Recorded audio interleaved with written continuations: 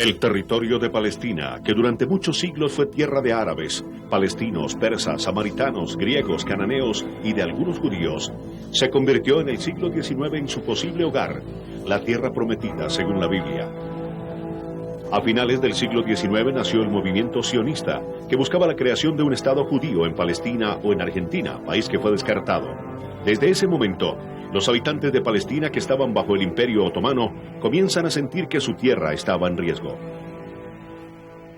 Luego, después de la Primera Guerra Mundial, se desintegra el Imperio Otomano y Palestina queda bajo el control británico y francés. En 1917, el primer ministro británico, Lord Balfour, envía al líder del movimiento sionista una carta en la que les confirma el apoyo de Gran Bretaña para fundar el Estado judío en Palestina. Desde ese momento comienzan las migraciones de judíos a Palestina que se incrementan con la amenaza nazi y el Holocausto en la Segunda Guerra Mundial. Entonces comenzó el éxodo judío de todo el mundo. Empiezan a irse a Palestina. Y fue Gran Bretaña quien decidió que la ONU mediara en el conflicto. El 29 de noviembre de 1947, la Asamblea General de las Naciones Unidas decide que Palestina se divida en un Estado judío y otro árabe, y se declara a Jerusalén como tierra internacional. Luego, el 14 de mayo del 48, un año después, horas antes de que se retiraran los británicos de Palestina, proclaman el Estado de Israel y se lanza una violenta ofensiva contra los palestinos que huyen de su tierra. La guerra entre Israel y Palestina es un hecho, y a partir de esa fecha surge el problema de los refugiados palestinos, que ha sido una gran dificultad en la negociación.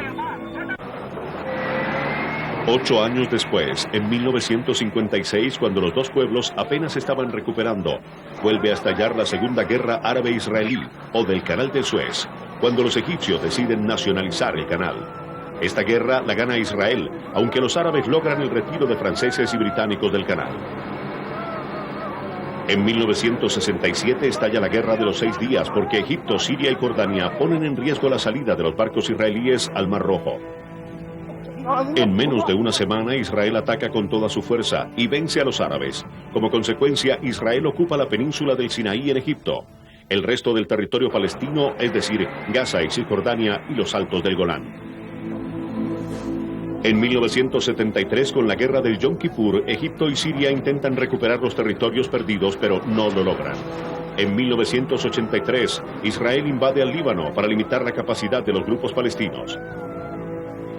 Paralelamente, llegan las negociaciones, mediadas por Estados Unidos. Dentro de ellas están la primera de Camp David, donde se firma la paz con Egipto, y después 2 acuerdos de Oslo, en los que hablan de la devolución de los territorios por parte de Israel. Ya en el año 2000 se vuelven a reunir en Camp David, y cuando estaban a punto de firmar la paz, las conversaciones se rompieron, y el 28 de septiembre del mismo año estalló la Segunda Intifada, o levantamiento palestino, que tuvo como detonante la visita de Ariel Sharon, que aún no era primer ministro de Israel, a la explanada de las mezquitas, sitio sagrado de los árabes.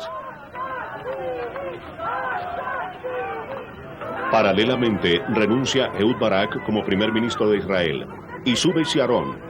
La oleada de terrorismo palestino y de represión de Israel se recrudece. Hoy, casi un año y medio después, Yasser Arafat, el líder de la Autoridad Nacional Palestina, está sitiado. Israel se tomó Ramallah, Belén, Jenin, Calquilia y Tulkarem. Los extremistas palestinos están acudiendo a los atentados suicidas y a diario se registran enfrentamientos que están desangrando a los dos pueblos. Israel y Palestina están en guerra y aún no se ve la posible solución al conflicto. Señal Memoria, imágenes y sonidos para la historia.